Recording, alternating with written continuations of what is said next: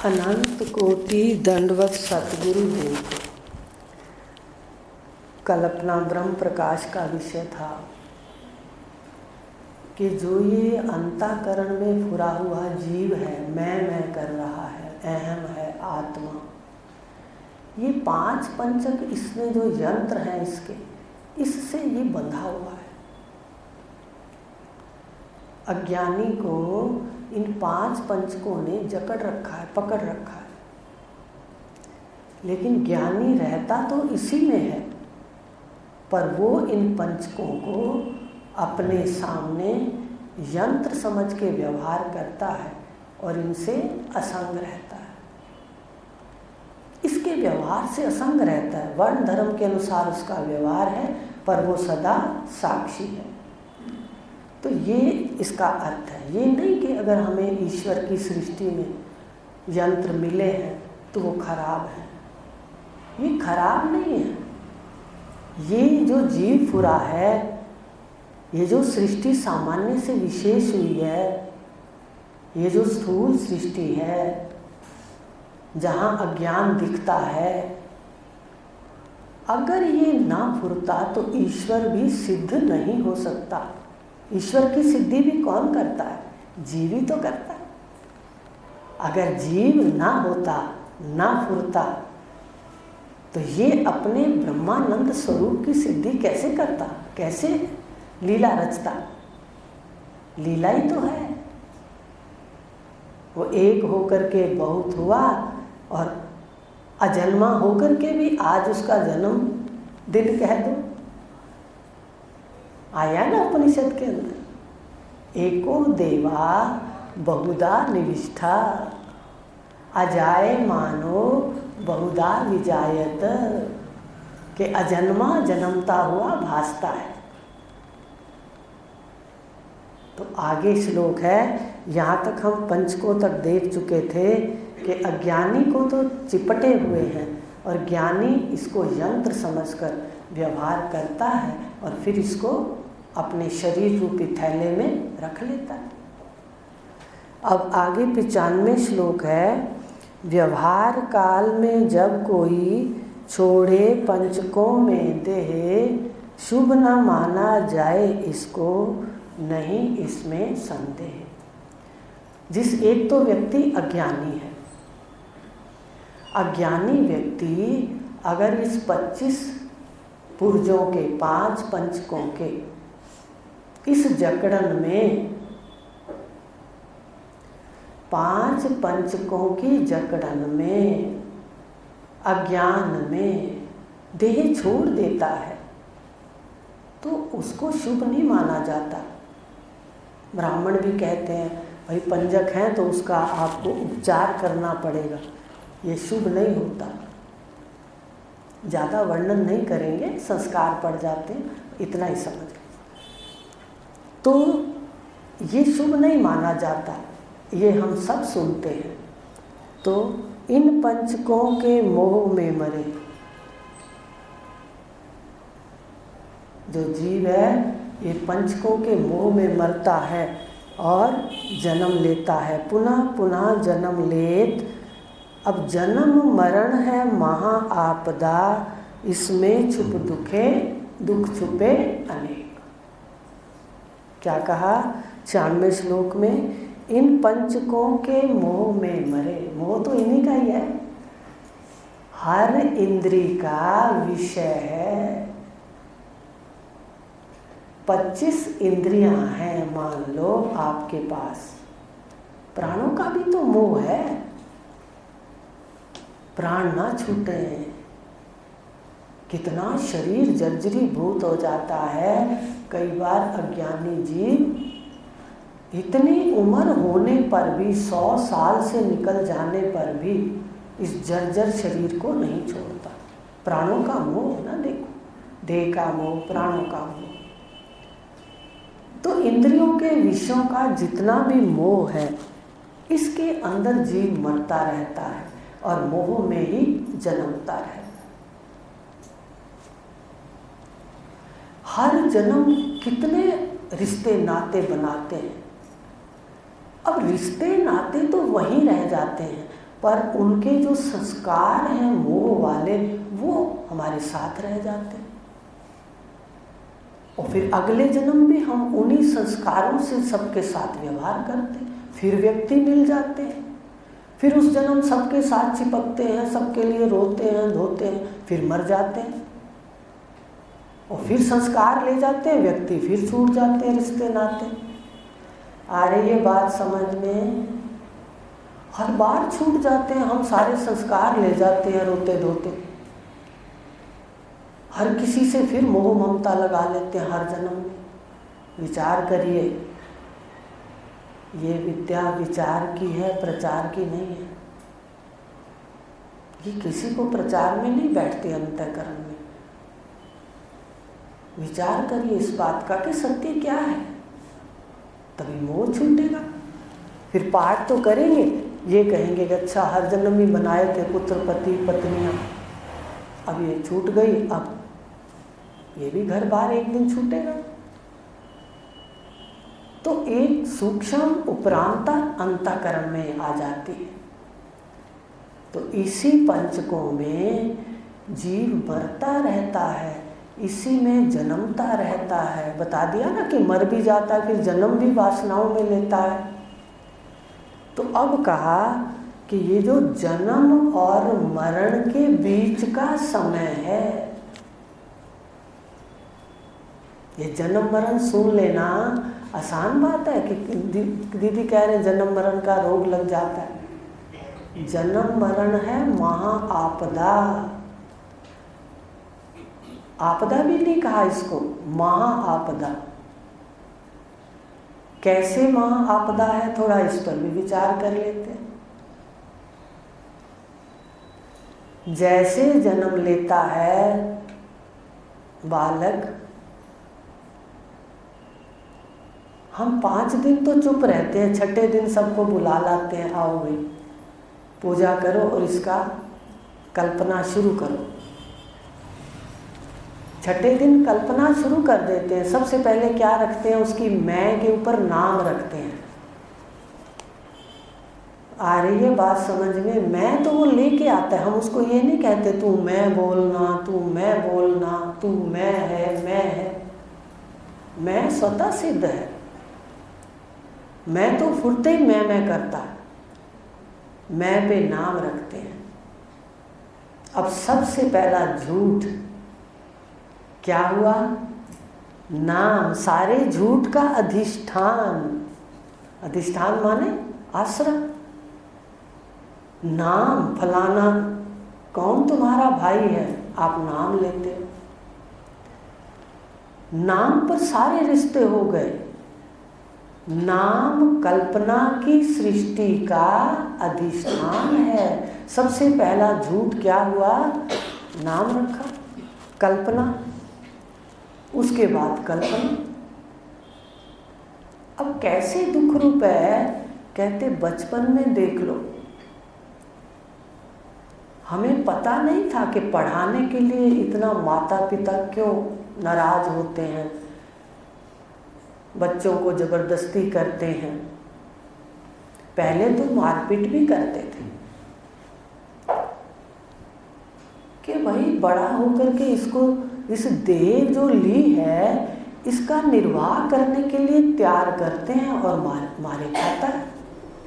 बचपन से देखो, थोड़े से दिन शांति से बीतते हैं। आजकल तो 2.5 साल के बच्चे को बिठा देते हैं स्कूल में। पहले तो फिर भी 5 साल घर में रहता था, और वो 2.5 साल में उसको पढ़ना लिखना, उसकी टेंशनें, उस पर नाराजगी शुरू हो जाती। देखो कैसे सफ़र करता है। फिर पढ़ाइयों के बड़ा होता है, पेपर देता है तो दिमाग में उथल पुथल है। अगर कोई अच्छी प्रतिभा को प्राप्त नहीं करता तो कष्ट में रहता है। जन्म मरण है महा आपदा। जन्म को देख लो, बड़ी मुश्किल से पढ़ लिख के यात्रा सफल की, फिर विवाह का समय आ गया। फिर भी सीपी की चांदी की तरह ये भागा फिरता है। अब विवाह में ये खुश हो जाता है। उसके बाद थोड़े समय के बाद जब जीवन की असलियत पता चलती है तो इसका मोह वहाँ से भी भंग होने लगता है कि इसमें भी कष्ट है। अच्छी तरह नहीं कमाऊंगा, बच्चों का पालन पोषण नहीं करूंगा तो यहाँ से भी अपमान सहना पड़ेगा। अब देखिए, अब ये उस बच्चों में आ गया। अब इतना समय लगा के बच्चों को जवान किया, उसको सारी उनको धन ऐश्वर्य दिया। अब वृद्धावस्था में भी अगर संस्कार बच्चों के अच्छे हैं तो आपको अच्छी तरह सेवा करके विदा करेंगे, और अगर संस्कार अच्छे नहीं है तो वृद्धावस्था बिगड़ जाती है। इसने तो गहराई से देखा है कि ज्ञान बिना बुढ़ापा रोया। ज्ञान के बिना बुढ़ापा रोता है। आप थोड़ा चारों तरफ देखिए, बुढ़ापे पे के आकर के ना कई अक्सर ज़्यादातर लोग कष्ट में आते हैं कि बच्चे उतनी सेवा नहीं करते, आदर नहीं करते। जो भी है, हमें तो ज़्यादा अभी अनुभव नहीं है इन बातों का, ना ही हो। जीवन यात्रा तो सुंदर ही चलनी चाहिए, सुखद चलनी चाहिए, ये संकल्प हो। पर आपको एक बात बता रहे हैं कि कैसे सफ़र करते हुए अगर बुढ़ापा सही नहीं है और अगर मोह ज़्यादा है तो जाना भी बड़ा मुश्किल लगता है। आ रही है बात समझ में? मोह है तो उस घर में से जाना मुश्किल है। मान लो कोई प्यार करते हैं तो और जाना मुश्किल है। वो जीवात्मा लटकती रहती है। काल कहता है आ, और परिवार कहता है इधर आ, या मन कहता है इधर आ। तो अब ये खींचातानी में रहता है और फिर कई प्रकार के कष्ट से देह छोड़ने का कोई ना कोई कारण होता है, निमित्त होता है। वो भी आपको ज़्यादा नहीं सुनाऊंगी क्योंकि संकल्प दृढ़ ना करना। भगवान कह रहे पुराने कपड़ों की तरह छोड़ो, तो संकल्प करो कि पुराने कपड़ों की तरह छूटे और जीवन यात्रा 100 साल की हो। याद रखना, उपनिषद की बात कह रही हूँ।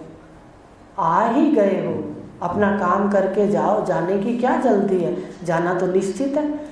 या तो बता दो हम सोच लेंगे तो नहीं जाएंगे। अरे जब जाना ही है तो उसके लिए क्यों संकल्प करें? इसके लिए करें ना कि रहकर अच्छी तरह स्वस्थ शरीर से अपने को जान के जाए। कितने मंत्र हैं, 100 साल की बात कह रहे हैं, 2-3 तो मुझे भी पता है। तो इसलिए आपको कहती हूँ कि अपने इस शरीर लिए का लाभ उठा लो। ये जन्म मरण एक अपने में आपदा है। अगर ये कह दोगे कि अगली बार देख लेंगे निष्ठा, अब की बार तो संतान बहुत अच्छी है, तो बहन भाइयों, हो सकता है अगले जन्म ऐसे हमारे कर्म ना हो और फिर हमें ऐसे गुरुदेव बताने वाले ना मिले तो क्या होगा। बड़ा मनन होता है कि ये विद्या गुरु के बिना और मंत्र के रहस्यों के बिना ये नहीं पूरी होती। ये रहस्य गुरु देते हैं, क्योंकि हम सारे एक व्यक्ति पूरा का पूरा खोज करे, पूरा ये जितना हम ज्ञान लेते हैं तो उसको कितने जन्म लग जाए। ये 6 ऋषियों की विद्या है, 6 दर्शन है, 6 नास्तिक हैं और 6 आस्तिक हैं, और भी इतने शास्त्र हैं आपको बताए हुए। इसलिए सद्गुरु की कृपा से हमें सीधा ही पता चल गया कि ये 5 तत्वों के 5 हैं और तू इनका साक्षी है। अगले पे ना रखना, अगले में फिर वही जन्म आपदा, फिर वही पढ़ना, वही लिखना, वही विवाह, वही शादी। सीपी में चांदी दिखलावे, सीपी में चांदी दिखाती है। जब निकट जाते हैं तो क्या कहते हैं? भाई ये ऐसा नहीं है। तो कहा कि ये जो जन्म मरण है महा आपदा, इसके अंदर कई दुख भरे हुए हैं, अनेक छुपे हुए हैं, वो आपको बता दिए। बचपन बिल्कुल ना समझ है। जवानी अहंकार से युक्त है। जवानी विषयों की तपन से, अहंकार से युक्त है। जवानी में जो यहाँ बैठे हैं वो बड़े भाग्यशाली हैं कि अपनी मैं को झुका के बैठे हैं, कोई पुण्य कर्म है। जवानी में कौन सुनता है। और बुढ़ेपा अपने आप में मजबूर है, इसलिए ये तीनों ही विकारी हैं। तो ये महा आपदा है, इसमें सारे दुख छुपे हैं। इसलिए हमें आज ही निश्चय करना है कि मैं कौन हूँ और ये जो सामने है मैं क्या है। दो ही तो निश्चय करने हैं। ये लय चिंतन कर दो, इसका शून्य में मिला दो। लय चिंतन करके ये आकाश में उत्पन्न हुआ है, आकाश में लय होता है। और अपनी मैं को ब्रह्म स्वरूप में लय कर दो। दो ही तो काम करने, तीसरा तो कोई है ही नहीं। आप कहोगे कि भाई आप तो रोज कहते हो मन को शुद्ध करो, मन को शुद्ध करो। ये जब दो करोगे तो मन ना चाहते हुए भी क्या हो जाएगा, शुद्ध हो जाएगा। अगर दो अलग ना कर सके, इनको अपने अपने मूल में ना लय कर सके, तो मन शुद्ध पूर्ण रूप से नहीं होगा। आप जितने तीर्थ, जितने दान, जितने तप करने हैं कर लो। भगवान ने तो खोल के कह दिया होगा, मैं ना यज्ञ से मिलूंगा, ना तप से मिलूंगा, ना ये दान से। ये अंतःकरण की शुद्धि के कारण है। पर ना ही ज्ञानेन सदृशम पवित्रम में विद्यते, कि ज्ञान के बिना अंतःकरण भी पूर्ण रूप से शुद्ध नहीं होगा। देखो कहाँ ज्ञान बात आके रुक गई, फिर यहाँ रुक गई। मैं को मैं कर दो और यह को यह कर दो, बस। यह मिथ्या और मैं सत्य, मैं ही तो सत्य हूँ। मैं माने आत्मा, साक्षी, प्रकाशक। तो ये तभी ये जो पंचक हैं ये छूटेंगे। तो जन्म मरण महा आपदा है, इसमें कई दुख हैं। अब 97वें श्लोक कह रहा है, इन पंचकों का साक्षी है तू, जान अशुभ से छूट। देखो पाप से जीव नहीं छूट सकता। कर्म में कई संतों ने वाणियों में लिखा है कि कर्म का और जन्म का रहस्य नहीं जाना, ये नहीं छूट सकता। जन्म का रहस्य क्या है? क्या आप जन्म लेते हो? अभी आपको बता दिया। क्या भगवान कृष्ण आत्मा ब्रह्म कह रहे हैं खुद को, क्या उनका कहीं जन्म है? लेकिन व्यवहारिक सत्ता में जो कृष्ण बन के आए उनका जन्म है। ऐसे ही आपका कोई जन्म नहीं, पर आप जन्मदिन मनाते हो, भाई आपका शरीर है, उसका जन्म है। सही है बात। भगवान कृष्ण का भी कौन सा जन्म मनाते हो? उनके शरीर का मनाते हैं। भागवत पुराण के अंदर भी आया, ब्राह्मणों को बुलाया, पंडितों को, जब नाम रखा तो मंत्र बोले गए कि 100 साल तक जियो। कहा भगवान के लिए भी कहा।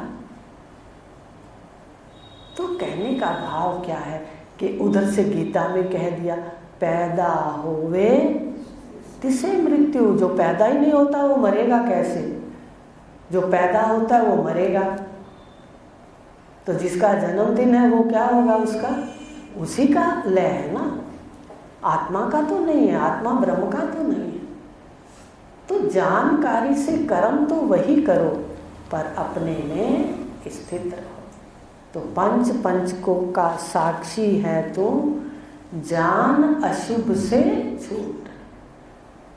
जानने से अशुभ से छूटेगा और नित्य मुक्त स्वरूप है तू, बस उठ सतगुरु को ढूंढ। तू कुछ नहीं कर सकता, सिर्फ उठ करके सतगुरु कामिल को ढूंढ ले, वो तेरा सब कुछ ठीक करेंगे। ईमानदारी से बताइए, जब हम यहाँ आए थे क्या हमें ये भी पता था कि ये शरीर नहीं हूँ मैं? सुनते तो थे मैं आत्मा हूँ, हमें ये भी पता नहीं था कि कैसे आत्मा। शरीर में इतना कुछ यंत्र है, शरीर इतने पुर्जों से बना है, इतना विलक्षण है, हमें इसका भी पता नहीं था। ये पता था कि प्राण कितने कीमती हैं, हम उसको पक्षियों में उड़ाने में लगे हुए थे। बताइए, कभी घर में सुख है उसमें प्राण खर्च कर रहे हैं, कभी घर में विपरीत है उसमें प्राण खर्च कर रहे हैं।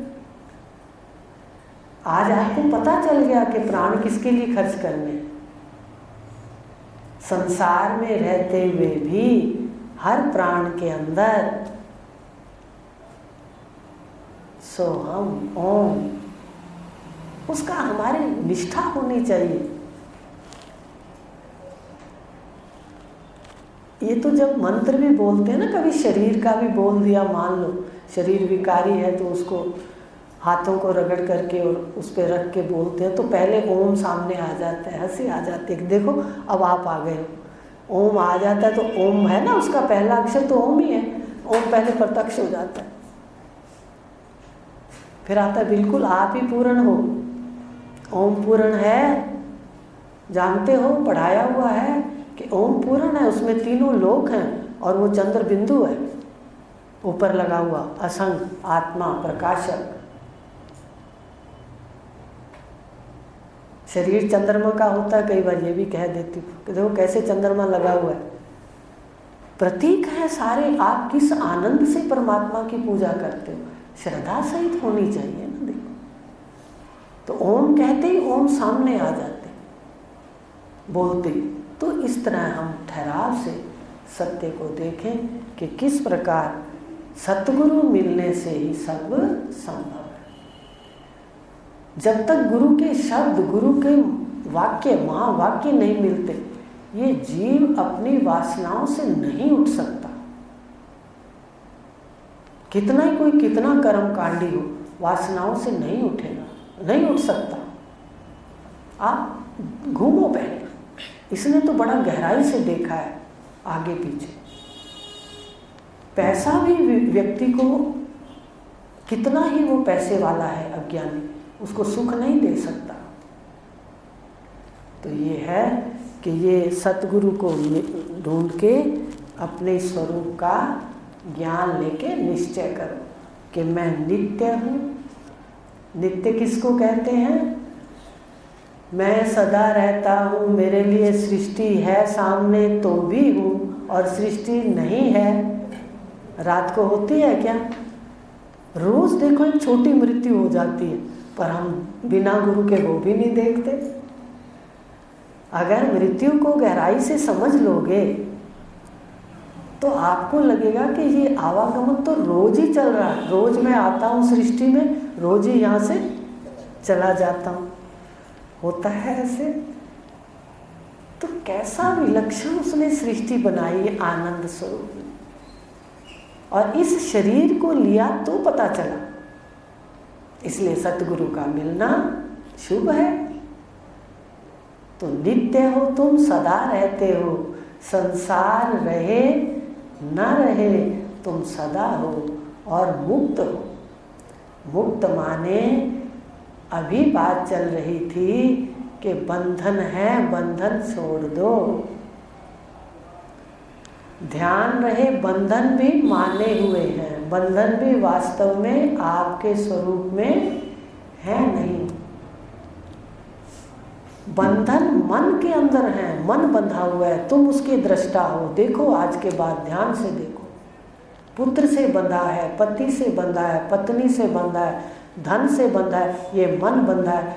तू तो देखने वाला है, तुम तो जानने वाले हो कि मेरा किस किस से मोह है। देखो मन कहाँ जा रहा है, मेरे को तंग कर रहा है, मेरे को दुख दे रहा है, मुझे सुख दे रहा है। साधना करता है तो वो भी मन करता है, याद रखना। साधना कौन करता है? आत्मा। साधना के भी तुम प्रकाशक हो, साधना भी मन करता है, मन ही साधना करता है, मन ही बंधन से मुक्त है, मन ही बंधन से युक्त है। देखो जो बीमार होता है दवाई तो उसको पिलाई जाती है ना, देखो तो बीमार कौन है? हमारा मन है। तो ये ज्ञान की दवाई किसको पिलाई जा रही है? ध्यान से देखिए, आप तो सदा प्रकाशक हो, भी कहा तुम मुक्त हो, तुम साक्षी हो, तुम मुक्त हो, अपने स्वरूप को देखो। 15 मिनट चुप बैठ के जरूर देखा करो। नित्य हो, सदा रहते हो, मुक्त हो, हर विकार से असंग हो, जानने वाले हो और देखने वाले। मन के विकार, बुद्धि के विकार, इंद्रियों के विकार सबको तुम जानते हो, तुम ही दृष्टा हो। तो इस प्रकार कहा कि मुक्त भी हो और नित्य भी हो, ये आपका स्वरूप है। तो बंधन कैसा है? ये माना हुआ है। बंधन में हमने माना है। वो 6 दिन जो था ना, छठी वाला दिन जिसमें नाम रखा गया कल्पना, बस वहाँ से बंधन शुरू हो गए कि ये मेरा है, मेरा है, मेरा है। और वास्तव में मेरा यहाँ कोई भी किसी का नहीं है। यहाँ तो इतना विश्व सुख सुविधाओं से भरा है, पर कर्मों के अनुसार हर किसी को सुख और सुविधाएं मिलती हैं। आ रही है बात समझ में? पहले उम्र तो इतनी ज़्यादा नहीं हुई संसार में, पर पहले जाते थे कभी संसारियों में तो वो बातें करते थे, उसके पास ये है वो है, तो ये उल्टा ये कहते थे कि भाई कह देता कि आप क्यों उसकी बात कर रहे हो अज्ञान में, क्या अपने पास कौन सी कमी है। लेकिन अक्सर क्या होता है, इसी में जीव जलता है। आज पता चलता है कि देखो कैसे दूसरों की खुशियों को देख के हम उसकी चर्चा करते हैं। इसका मतलब हम क्या चुग लाए वहाँ से, बताइए। मिटा दीजिए इन भावों को। हम कहीं भी जाएं, कोई परचर्चा उठा के ना लाएं। सबसे पहले मन को तैयार करो। अगर हम उसी में ही पड़े रहे तो कचरा है। आज भी अगर आप जाते हो, मन का निरीक्षण करिए। यही बातों से तो उठना है। मन को शुद्ध कैसे करना है? ज्ञान करेगा, आपको बताएगा। संसार की चर्चा क्या ये सत्य है? ये सारी कल्पना है। यहाँ पर सुख या दुख अपनी मर्जी से कोई नहीं उठाता, कर्मों से आते हैं। इसलिए कर्मों के साक्षी हो जाओ। तो कहा ये जो नित्य मुक्त स्वरूप है, इसको जानो, तू सदा मुक्त है। अगली बार जो इसमें आगे आएगा तो उसकी कहानी भी सुना देंगे। आज तो समय हो गया कि कैसे संकल्पों के सारे बंधन हैं, तू सदा मुक्त है। आता है तो भी छुटा हुआ आता है, देह को ओढ़ता है, भोग भाग के जब जाता है तो भी एक बार उतार के रख देता है। उस वक्त क्या कोई छुड़ाने आता है देह से? ये तो मन बंधा हुआ है। मन ही बंध और मोक्ष का कारण है। इसलिए मन को अपने कारण में लीन कर दीजिए। मन ही नहीं रहेगा। मन का स्वरूप ब्रह्म स्वरूप है, इसको लीन कर दीजिए। वो भी धीरे धीरे सिखाएंगे कैसे संस्कार आए तो इसको लीन करना है। आज समय हो गया तो आज अपने इतना देखा। 97 श्लोक हो गए ब्रह्म प्रकाश के कि इन पंचकों का तू साक्षी है। ऐसा साक्षी हो जाएगा तो अशुभ से छूट जाएगा। आज से निर्णय कर लो, कुछ भी इसमें घटता है इंद्रियों में, आप सदा साक्षी पद पर बैठ जाओ। कोई मन कार्य गलत भी मन से हो जाए तो भी आप साक्षी हो जाओ कि भाई ध्यान दे, अगली बार ये बात नहीं होनी चाहिए, ये कर्मों का खेल है। इसलिए आप साक्षी हो जाओ। तो इसका लाभ है, वो सदा उसका वर्णन नहीं करते, क्योंकि कई तरह के साधक बैठे हैं। इतना रट लो कि जो भी गलत सही हो, सीधे क्या हो जाओ, साक्षी। और मेरा स्वरूप आत्मा का है, मैं आत्मा हूँ, प्रकाश स्वरूप हूँ, मैं सदा रहता हूँ और सदा ही मुक्त हूँ। मैं किसी रिश्तेदार तक आज तक नहीं बंधा, ना ही किसी धन और ऐश्वर्य से बंधा हूँ। क्योंकि हर जन्म जो शरीर लेता हूँ उसको जन्म कहते हैं ना, देखो वासनाओं से। अब लीला में शरीर लिया और फिर हर बार बदलता हूँ, तो मैं सदा मुक्त हूँ। बताओ पिछले लोगों से बंधे हुए हैं, कैसे छोड़ के आ गए उनको? छोड़ के आते हैं या नहीं? एक जगह जो वृद्ध जाता है, एक वृद्ध एक जगह शरीर छोड़ता है तो दूसरी जगह किसी की गोद में बैठा होता है, जानते हो? बस बात खत्म। वहाँ उसको रोया जा रहा है, वहाँ ढोलकी बजाई जा रही है, भजन गाए जा रहे हैं। मतलब भजन तो नहीं गाए जा रहे, क्या गाते हैं जो भी गाते हैं। अब कहने का भाव क्या है कि कैसे जीव अगर विचार करता है तो इसका मोह धीरे धीरे शील पड़ता है। सुंदर यात्रा करो, अपने वर्ण धर्म के कर्म सुंदर बनाओ, क्योंकि इस मुहूर्त में जो लेके बैठे हो, इस संबंधों में आप दोबारा नहीं आ सकते। आप उसी घर में वैसी मूर्त लेके दोबारा नहीं आ सकते, इसलिए इसका भी आनंद लो। जीवन यात्रा अपने वर्ण धर्म के अनुसार करो। ओम पूर्ण